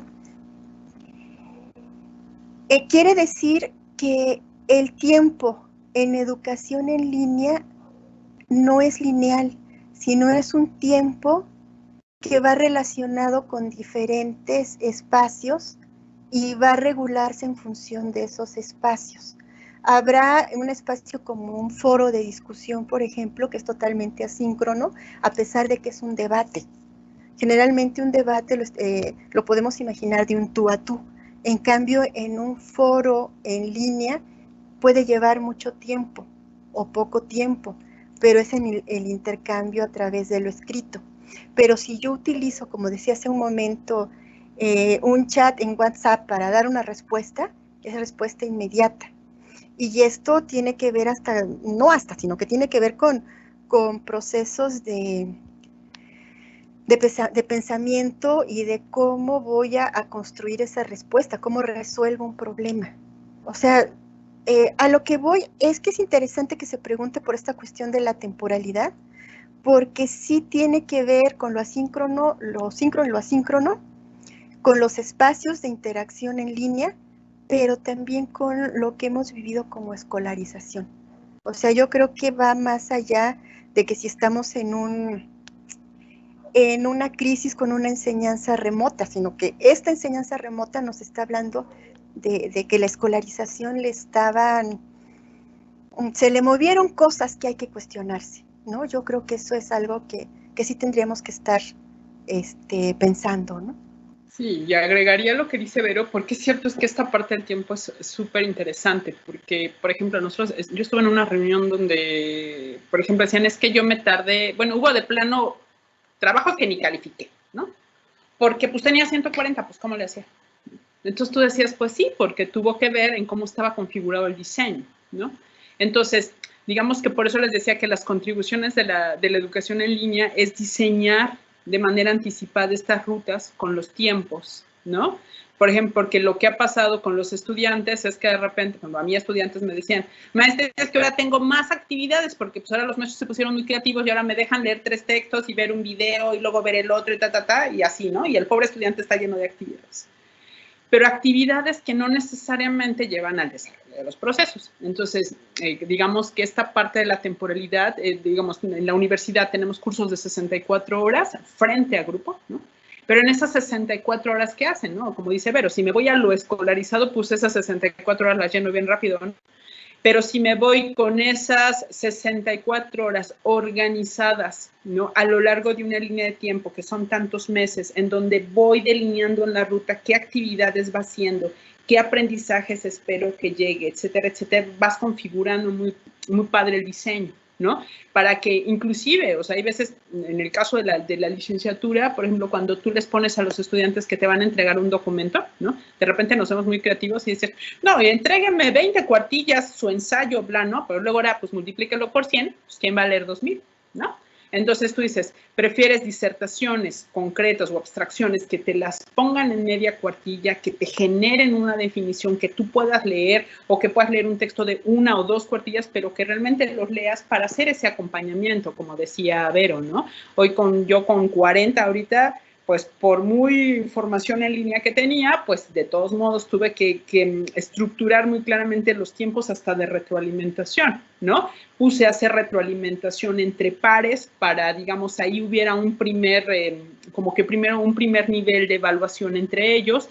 Yo iba siguiendo sus trabajos, ya tenían una actividad concreta donde yo entraba, pero voy contando como el tiempo, porque si no, tú como profesor con 4 grupos de 40 puedes estar todo el día, ¿no? Entonces, ahí creo que los diseños en cuanto a tiempo sí cobran mucha relevancia sobre todo hay que poner mucha atención en la ruta de aprendizaje que se quiere, ¿no? Creo que eso es padre.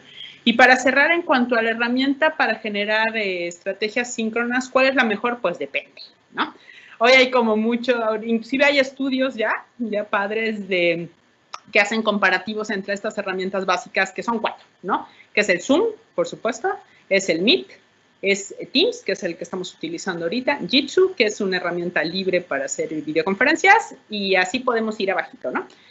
Pero entre esas 4, pues va a depender muchísimo. O sea, por ejemplo, si institucionalmente el Zoom está pagado, ¿no? Pues está pagado. O sea, sabemos que Zoom te deja, tú puedes hacer la descarga de Zoom, pero solo tienes versiones para trabajar durante 40 minutos. A partir de 40 minutos ya empieza a costear, ¿no? Pues dices, no, pero es una muy buena herramienta, ¿no? Pero si, por ejemplo, el Zoom institucional ya hay una compra, pues puedes hacer seminarios súper interesantes poniendo pantallas, organizando salas, etcétera, ¿no? El Zoom está siendo así como el de moda, aunque se dieron muchas, digamos, cuestiones de seguridad informática para la gente que utilizaba Zoom, ¿no? Pero Zoom está siendo ahorita como la herramienta para los gustos de muchos, ¿no? Si a mí me preguntas particularmente, a mí me encanta Meet, ¿no? Meet de Google me ha permitido hacer cosas muy interesantes, no se me cae, logras hacer muy buenas conferencias y trabajo con los estudiantes. En el caso de la universidad, además, nosotros tenemos el convenio, bueno, la universidad paga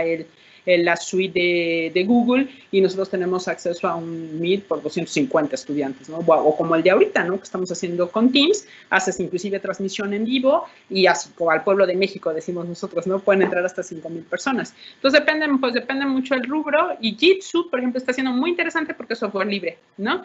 Y ahí sí entra quien quiera, la usas como quieras, las horas que quieras y los procesos que quieras, ¿no? Pero más allá de las herramientas, yo regreso a lo anterior, es cómo diseño para que la interacción sincrónica realmente apoye los procesos de aprendizaje, ¿no? ¿Qué herramienta me funciona? Cualquiera de las 4, dependiendo de tus necesidades, pero lo que está atrás es el diseño educativo para la herramienta. O sea, cómo diseñas la interactividad independientemente de la herramienta, ¿no? Puedes usar cualquiera de las 4 y está padre. Creo que con esto estaríamos dando por terminado el conversatorio. Les agradecemos muchísimo su participación. Creemos que son espacios que la universidad debe de abrir, ¿no? Pues en general a la comunidad universitaria, pero también a todas las personas que quieran colaborar con nosotros, porque creo que la enseñanza remota ahorita, todos los principios que vayan saliendo ahí, pues es el trabajo de todos, ¿no? Y ahí sí yo creo que los principios de colaboración pegan muy fuerte, porque lo que no se nos ocurra a uno, pues se nos va a ocurrir a otros, ¿no? Y en rollos de investigación, por supuesto, ya de manera muy personal, con la gente que estamos en el área académica 4, que nos dedicamos a este objeto de estudio, que es el de las tecnologías digitales y la educación, pues a nosotros se nos abre un panorama todavía más grande y nos encanta seguir trabajando con ustedes. Y por supuesto, dentro del área académica 4, nuestra coordinadora va a seguir invitando a una serie tanto de conferencias como de talleres que vamos a estar haciendo a lo largo de todo el semestre para la gente que se quiere inscribir. Bueno, por supuesto, con muchísimo gusto podremos recibirlos virtualmente en el área académica 4. Les agradecemos muchísimo su atención. No sé si Estela o Vero quieran cerrar con algo. Si no, pues nos podemos retirar y les damos las gracias a todos por su participación. Solo gracias. Igual, gracias por acompañarnos y gracias por las preguntas que nos permitieron hacer este intercambio. Pues muchísimas gracias a la gente de informática. Entonces estaríamos dando por terminado el conversatorio. Entonces, cuando deseen, ahora sí que colgar la llamada. Muchísimas gracias a todos. Educar para transformar.